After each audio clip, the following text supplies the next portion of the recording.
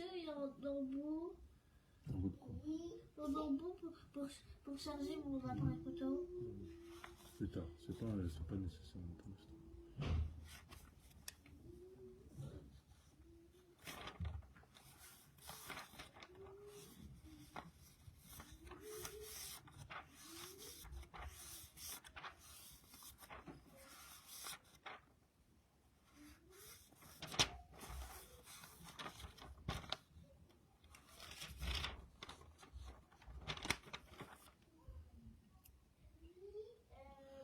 Assalamu alaikum.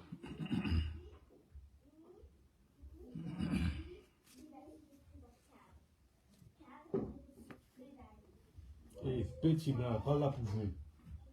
Oh.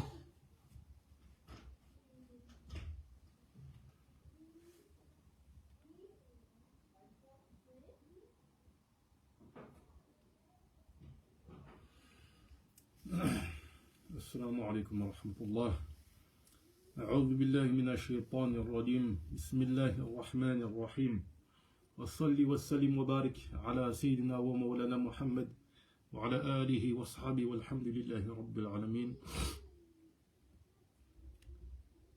اللهم صل على سيدنا محمد الفاتح لما أخلق والخاتم لما سبق ناصر الحق بالحق والهادي إلى صراطك المستقيم وعلى آله حق قدره ومقداره العظيم.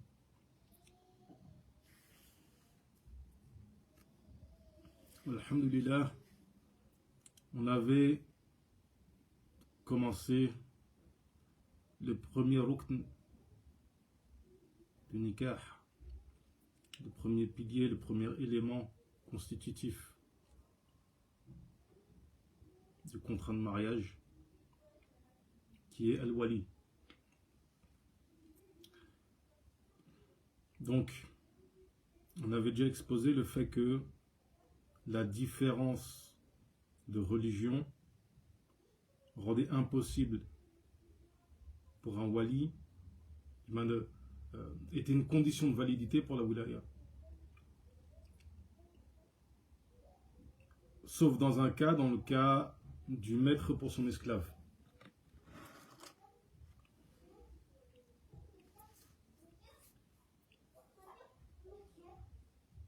Bien sûr, dans le madhhab maliki, il n'est pas possible de se marier sans wali.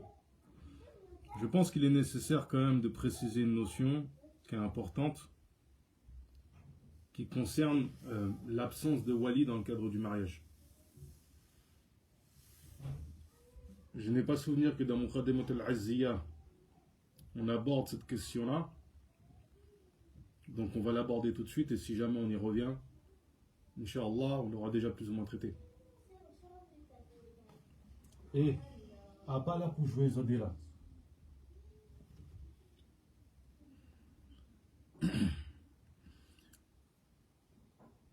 Walillah lilhamd, il existe un avis dans l'un des 4 madhhab, un avis dont l'énoncé est répandu, mais le mahal, le champ d'application de cet avis est inconnu des gens. Cet avis, c'est celui de l'imam Abu Hanifa, radiyallahu anhu, l'imam A'zam, qui dit que la wilaya n'est pas une condition de validité du contrat. C'est-à-dire que la wilaya, le fait qu'il y ait un wali qui donne la femme en mariage, n'est pas une condition de validité du mariage. Attendez 30 secondes. P, on ne fait pas comme les autres. P.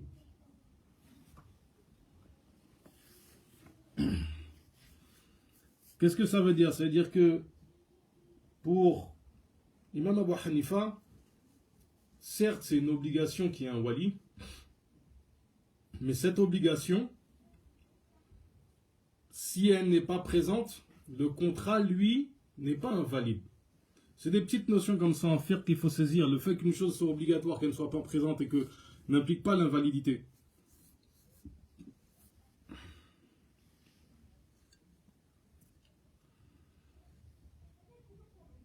Cependant, il faut bien comprendre cette condition.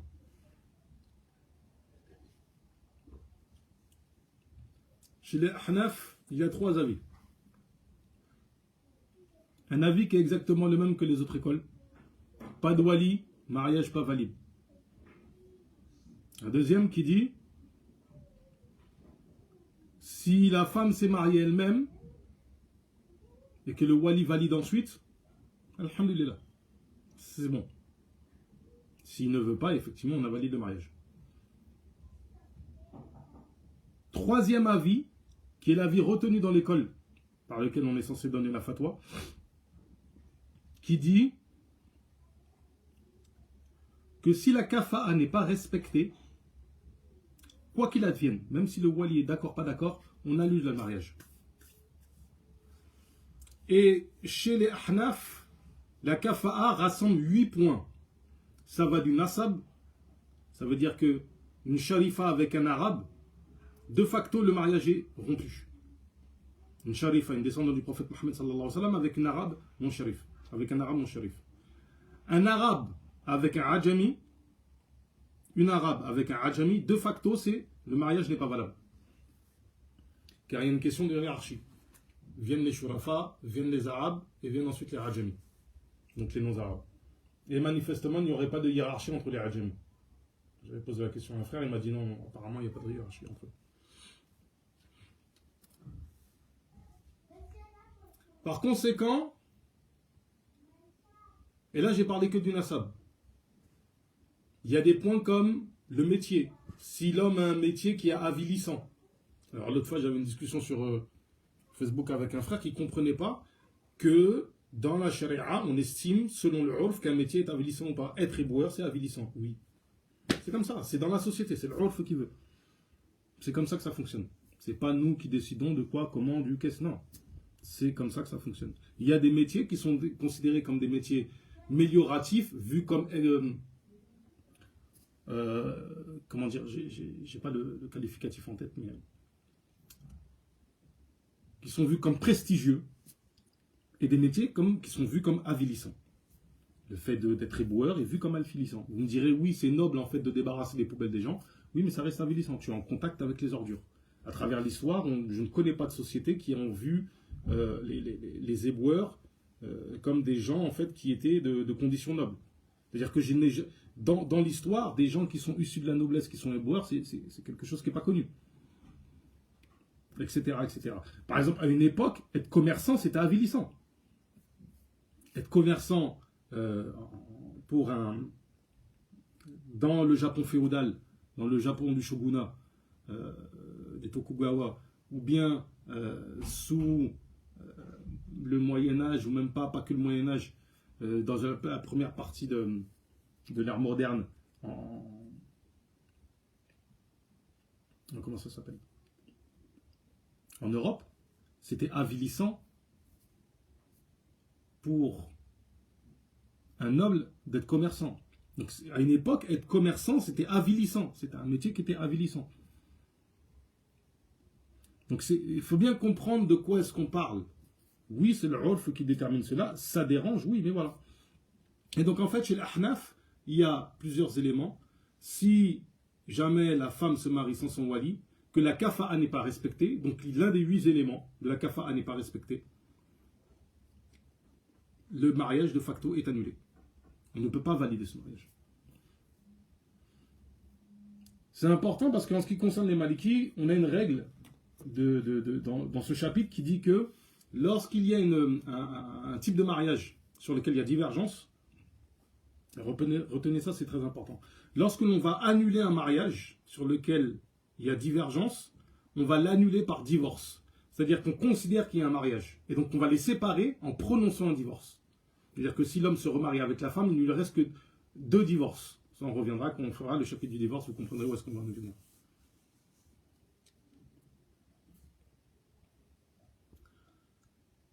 Si c'est un mariage sur lequel il y a consensus, à part un cas, sur lequel il y a consensus que ce n'est pas un mariage, on abroge, on rompt le mariage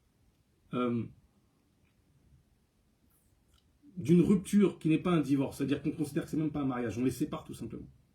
Il y a un seul cas où même si on considère que ce n'est pas un mariage du fait qu'il y a un consensus sur l'abrogation de ce mariage, c'est le cas de mariage muta'a chez les Malikis, quelqu'un qui ferait un mariage muta'a, du fait que c'est un mariage qui a existé dans la charia, qu'à un certain moment même les compagnons divergent entre eux, etc., ça va rester un mariage qui est interdit, on ne peut pas le faire, on va punir les gens qui le font, mais ce n'est pas du zina. Et comment on affirme que ce n'est pas du zina? Du fait que l'enfant reste rattaché au père. Donc c'est extrêmement dangereux. Je vois des fois quand certains critiquent en fait les chiites, il faut faire attention. Le mariage muta'a, c'est dans la charia à l'origine, c'est juste à abroger. Insulter quelqu'un sur la base du mariage muta'a, faut faire attention. On peut, sans le faire exprès, critiquer la charia.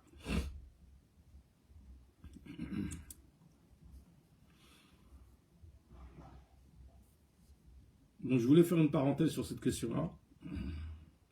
Il y a d'autres éléments quand même à savoir sur chez les Ahnaf, etc. Mais c'est des choses que j'ai pu apprendre avec des frères qui m'expliquaient dans des discussions, etc. Mais on ne va pas plus s'éloigner du madhhab maliki que ça. Alors,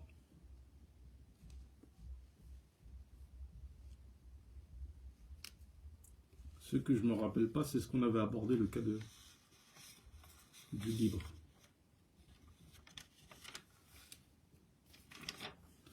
Si je me rappelle bien, j'aurais dû vérifier, c'est une erreur de ma part, excusez-moi.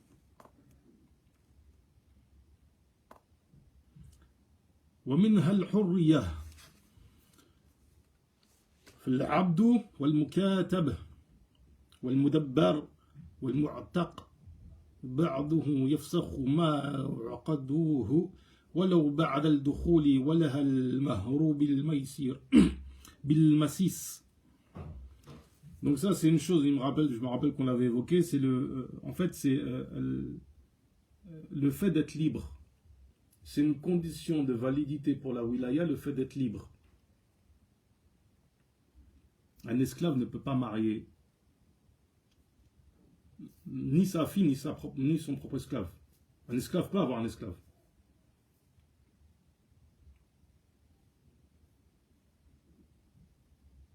C'est le maître de l'esclave qui va marier. Alors ici on évoque le abd, c'est-à-dire celui qui est possédé totalement. Al-mukatab, celui qui a fait un contrat d'affranchissement. Al-mudabbar, celui à qui son maître a dit lorsque je ne serai plus, après moi tu vas être libre. Al-mu'taq, c'est celui tout simplement qui a été affranchi, qui a affranchi partiellement plutôt. Eux, dans tous les cas de figure, on abroge le mariage. Et par contre, s'il y a eu consommation, on va donner à la femme la dot qui a été mentionnée.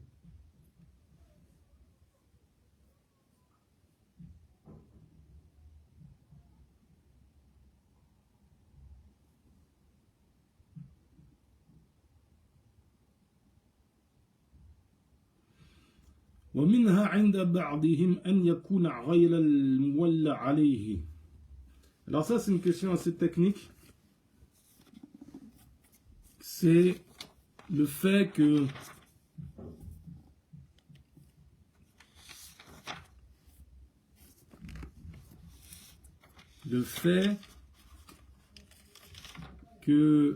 le wali ne soit pas lui-même sous tutelle. Ça peut être quelqu'un qui est safi, qui est un petit peu, dont l'intellect n'est pas très développé. La question qui se pose, c'est est-ce que ça pourrait concerner aussi celui qui est sous tutelle du fait qu'il a des dettes?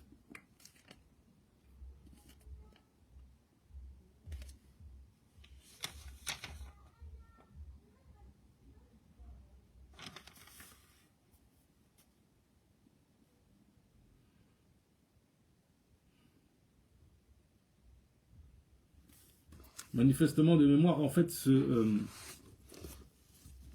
l'avis qui est retenu, c'est que ce mariage va être validé en cas de tutelle si le tuteur le valide par la suite.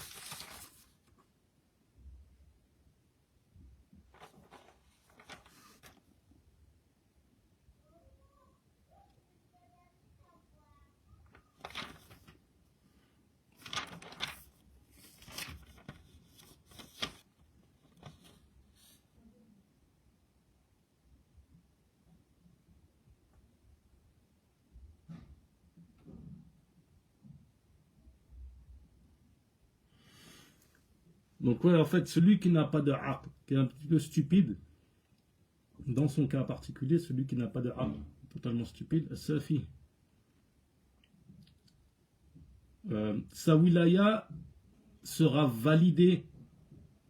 C'est-à-dire que s'il n'y a pas l'accord de son tuteur à lui, sa wilaya n'est pas validée.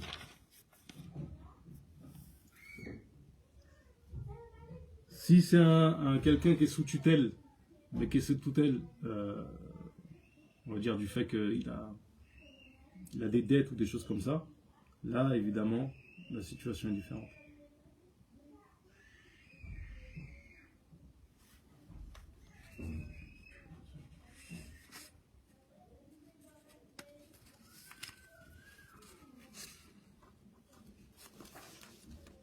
Alors là, je veux dire quelque chose qui va peut-être étonner certains.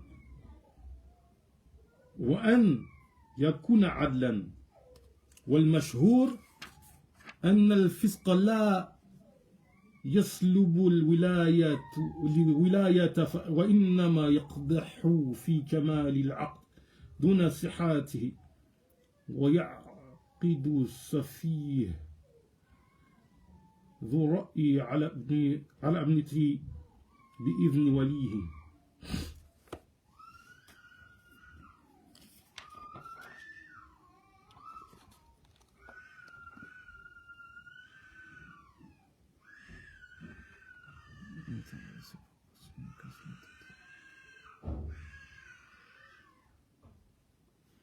Alors, le mashhour du madhhab maliki, c'est que le fisq, le fait que quelqu'un ne soit pas adl, ne soit pas considéré comme probe dans la communauté, que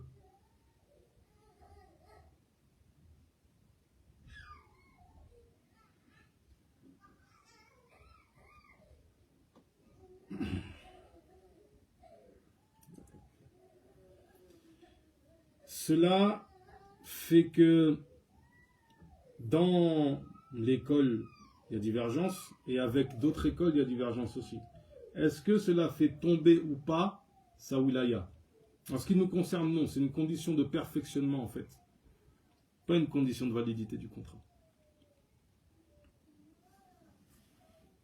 Et donc, c'est tout à fait possible qu'un père fasse, par exemple, je sais pas moi, un père qui passe ses journées au PMU, qui joue au jeu, etc.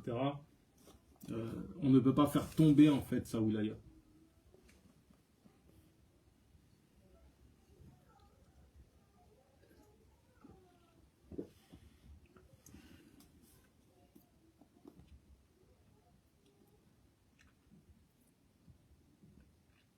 Là, on revient sur ce qu'on avait dit sur le safi, celui qui n'a pas toute sa raison.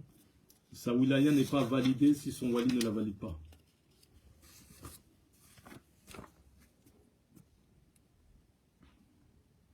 ومنها البلوغ والعقل والذكورية. Donc là, plus ou moins, on répète certaines choses. Le boulour, effectivement, c'est le fait d'être pubère. Obligation d'être un wali, nécessairement, doit être pubère. On peut supposer une situation. Quelqu'un qui possède un esclave, mais il n'est pas pubère. Il ne peut pas marier son esclave. Voilà, aql, là, c'est ce qu'on a déjà dit, c'est qu'il faut toute sa raison. Et il y a tout un développement, justement, il faudrait que je le retrouve.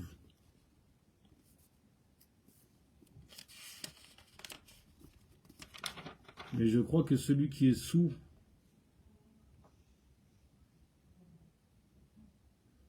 quelqu'un qui serait sous, par exemple, ne pourrait pas marier à ce moment-là.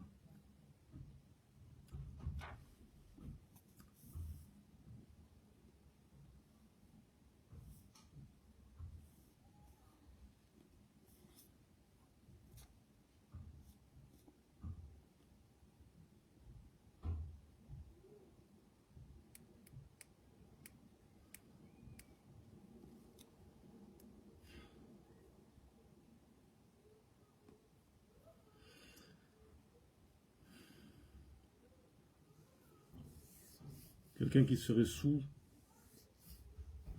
quelqu'un qui aurait perdu la raison à ce moment-là, il ne pourrait pas marier.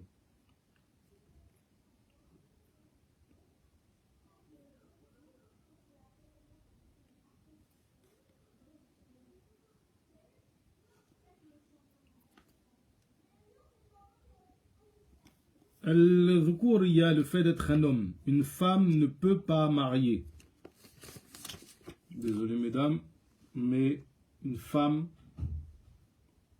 dans tous les cas, ne peut contracter un mariage ni pour elle-même, ni pour quelqu'un d'autre.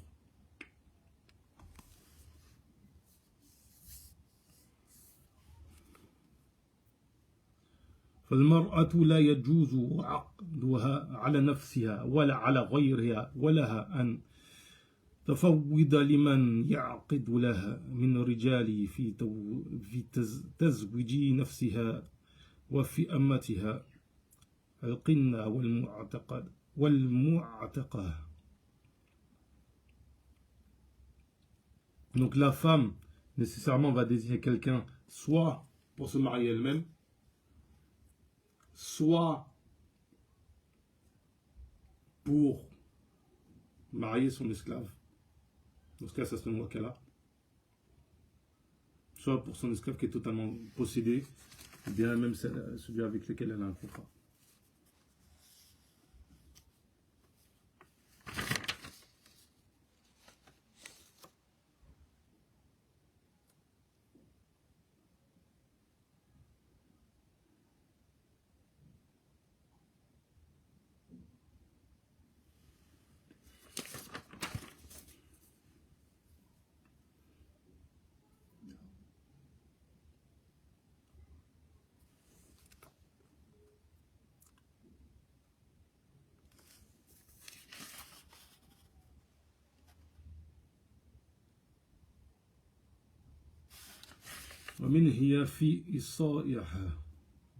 Pareil pour celle qui est sous sa tutelle.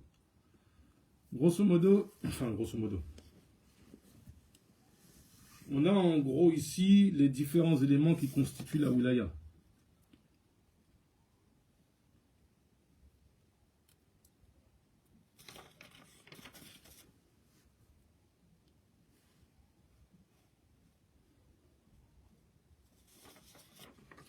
Il y a beaucoup de choses qu'on pourrait rajouter. Il y a des choses, j'hésite à les dire parce que ça pourrait poser un problème. Il y a une chose que je vais rajouter. C'est le fait de ne pas être en état d'ihram. Alors, on est dans la pleine période justement de l'Hijja, donc c'est intéressant de le dire. On ne contracte pas un mariage pour soi ou on ne marie pas quelqu'un en état d'ihram. Par contre, on peut faire une wakala. C'est toléré dans le mazhab maliki, selon ce qui est retenu. En état d'ihram, se marier ou marier quelqu'un d'autre n'est pas possible. Mais désigner quelqu'un pour marier pour nous marier, c'est possible.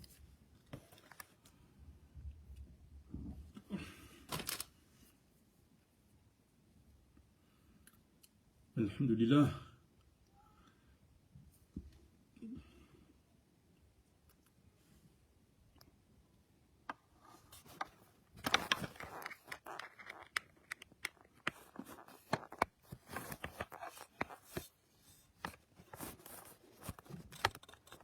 Il y a d'autres éléments en fait que j'aurais aimé dire sur la wilaya, mais j'attends de les aborder, Inch'Allah, si cela sera possible, si Allah nous le permet, avec le qawanin al-fiqhiyya.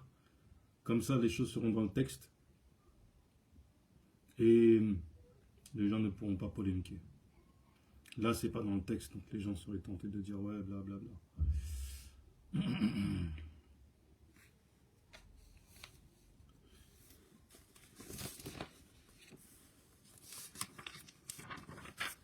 Donc maintenant avoir abordé ces éléments-là, on va aborder الركن الثاني الصداق فلا يصح النكاح بدونه وهو ربع دينار من الذهب أو 3 دراهم من الفضة أو ما هو قيمة أحدهما من العروض وهو حق لله تعالى وللآدمي فحق الله 3 دراهم أو ربع الدينار وما زاد على ذلك حق للمرأة.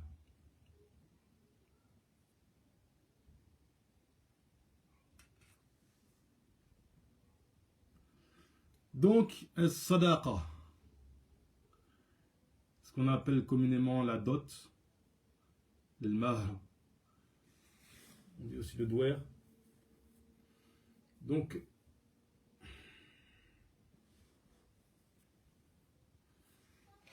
la première des choses qu'il faut dire, qui est importante, c'est que la dot a 2 dimensions, si on va le dire. Mais déjà, on va aborder l'idée que c'est un dédommagement pour le dukhul, pour la consommation. C'est clairement, on a plus ou moins discuté du pourquoi, du comment de cette question-là. Mais ce qu'il en ressort, c'est qu'il y a cette idée de dédommagement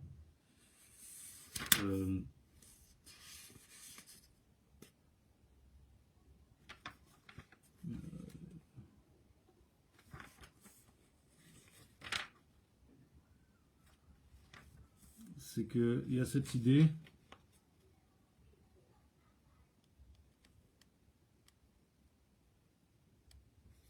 de dédommagement. On a dit aussi que la dot permet d'établir la différence entre le haram et le halal.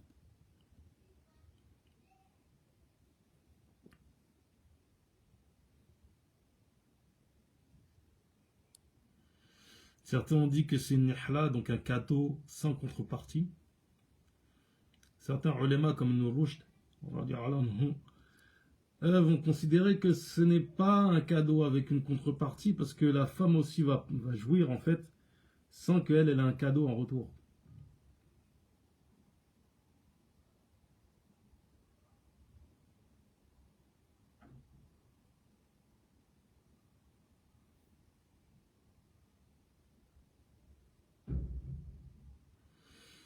C'est-à-dire que il y a du mal formulé, je pense, excusez-moi. C'est que la femme, malgré le fait qu'elle puisse jouir en fait du rapport, ne va pas donner en contrepartie quelque chose à l'homme. Là où l'homme donne une contrepartie pour la jouissance. Mais il y a vraiment cette idée en fait, qu'on trouve dans beaucoup de textes, que c'est une forme de cadeau, l'idée que ça rend licite, et l'idée de contrepartie. La dot est vraiment en contrepartie en fait du plaisir. Comme je l'avais dit, il faut s'attendre en fait à des paroles un petit peu sèches comme ça, étonnantes comme ça, parce qu'on n'a pas trop l'habitude. Mais on ne peut pas cacher la charia. C'est cela le ilm. Donc, sans sadaqa, sans cette dot, le contrat, exemple typique, ce qu'on avait expliqué, fallait yasihhu nikah. Là, on comprend bien qu'ici, on parle du contrat. Sans lui, sans cette dot. Alors, qu'est-ce qu'on veut dire par là? On entend par là le fait que on ne mette pas comme condition dans le contrat qu'il n'y ait pas de dot. C'est ça qu'il faut comprendre. On ne met pas comme condition qu'il n'y ait pas de dot dans le contrat. Parce que par défaut, le contrat implique une dot. C'est pour ça que c'est permis le mariage tafouid. Ce qu'on appelle le nikah tafouid, c'est le fait qu'on on prononce la formule de mariage, mais sans qu'on précise la dot. Ça, c'est permis, il n'y a pas de souci. Parce que par défaut, si on dit qu'il y a un mariage, il y a dot. Donc, ce qui n'est pas permis, c'est de mettre comme condition qu'il n'y ait pas de dot dans le mariage. Donc, pour nous, les Malikis, premièrement, la dot est forcément quelque chose de hissi, de quelque chose qu'on peut tenir, qui a une valeur on va dire monnayable si vous voulez, qu'on peut avoir dans ses mains, quoi.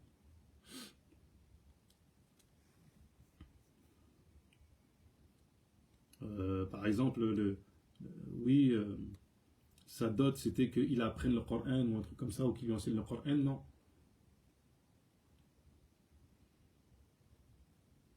D'ailleurs, je doute de la possibilité d'avoir une de mémoire, en fait, je dis ça vraiment de mémoire, il faudrait que je revoie, mais de mémoire, par exemple, l'argent pour le Hajj, ça c'est une dot. Le Hajj, c'est pas une dot. Parce que le Hajj, on ne peut pas, voilà. L'argent du Hajj, oui. Je te donne l'argent du Hajj.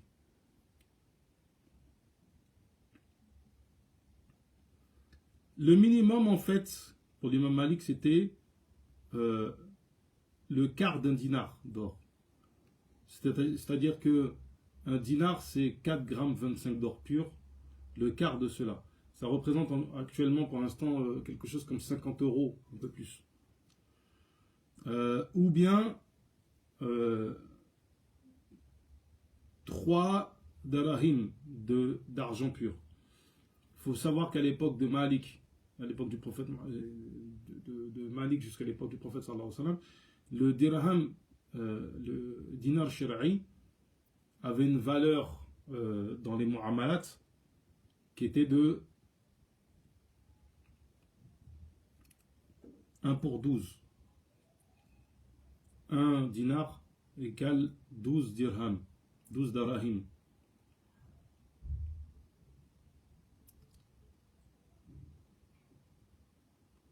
Par contre, dans la zakat, c'est différent, c'est 1 pour 10.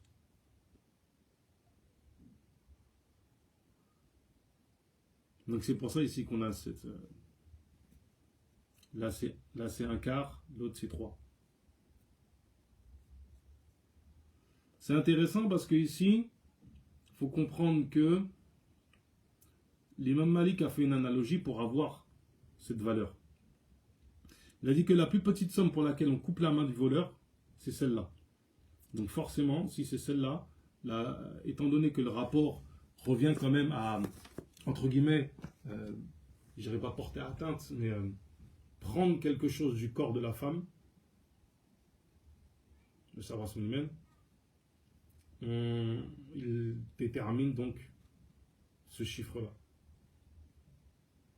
Analogie qui reste étonnante, mais on reste dans le cadre en fait du droit, donc il faut comprendre en fait la manière de réfléchir qu'il y a derrière. Donc soit c'est cela, soit c'est la valeur de cela parmi les marchandises qui sont achetées et vendues. Et c'est là où c'est intéressant, il y a quelque chose dans le fiqh qui reste toujours étonnante, parce qu'on a une manière de prendre l'islam des fois de manière un petit peu comme ça, générale, spirituelle, etc. Et c'est une bonne chose. Et des fois, en fait, on est un petit peu détaché de l'aspect droit législatif de l'islam. Ben, en fait, le fiqh sépare dans les mu'amalat deux types de haqq. Le haqq adami, le droit des humains qui est donné par la charia, et le haqq d'Allah, le droit qu'Allah Ta'ala a sur des choses. Ça, c'est quelque chose qu'on voit dans les hudud, c'est important. Par exemple, les qisas, comment ça s'appelle? Le talion, c'est un droit des humains. C'est des humains qui décident s'ils veulent ou pas que la personne soit punie.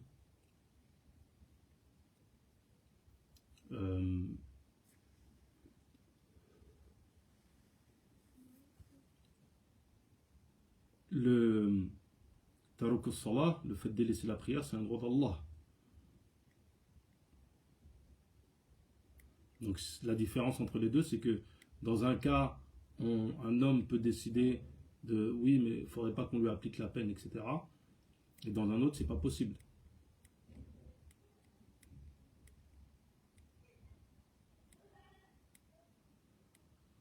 Et donc, ici, ce que nous dit le shir,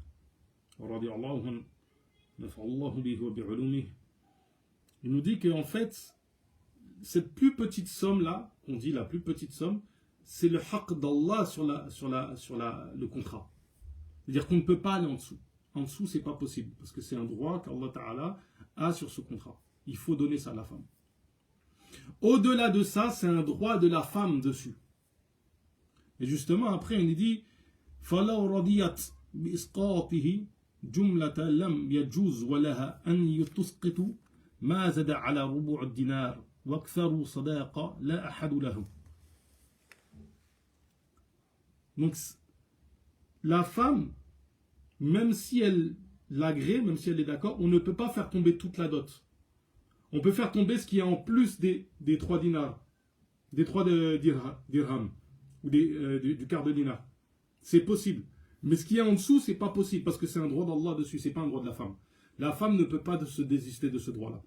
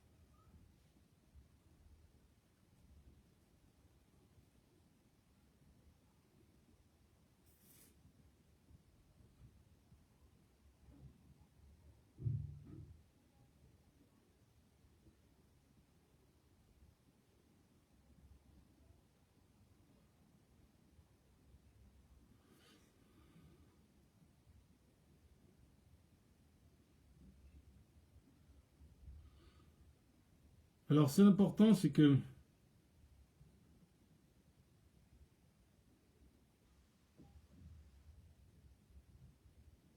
celle qui est sa fille, qui n'est pas très dégourdie dans sa tête, on ne peut pas lui faire tomber. On ne peut pas lui faire tomber sa dot.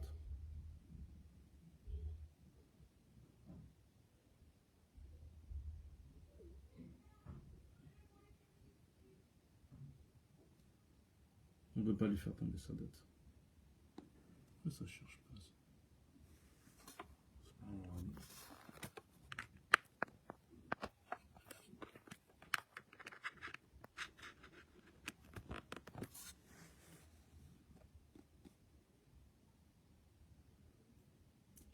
De la même façon que seule la femme qui est rouge ou bien qui est faillible au final peut faire ce choix-là de faire tomber sa dot. Sinon, en fait, ça revient évidemment à ses wali.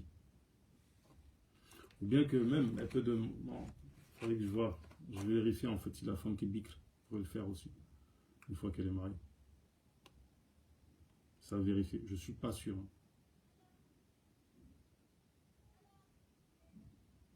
Je ne suis pas du tout sûr.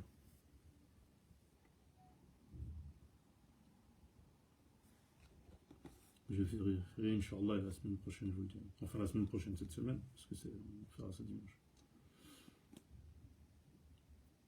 Donc, on termine sur cela. La dernière chose, c'est qu'il n'y a pas de limite à la dot. C'est-à-dire qu'il y a une limite inférieure, mais il n'y a pas de limite maximale. Et ça, c'est le urf qui va le déterminer, etc., etc., etc. Excusez-moi, je suis très fatigué. ربي زدنا علما وعملا وأدما وفهما وهب لنا يا أكرم في التلاوة خيرا كثيرا منك والحلاوة. اللهم اتنا في الدنيا حسنة وفي الآخرة حسنة وقنا عذاب النار.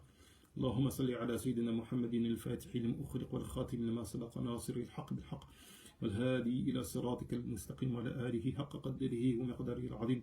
سبحان ربك رب العزة عما يصفون وسلام على المرسلين والحمد لله رب العالمين.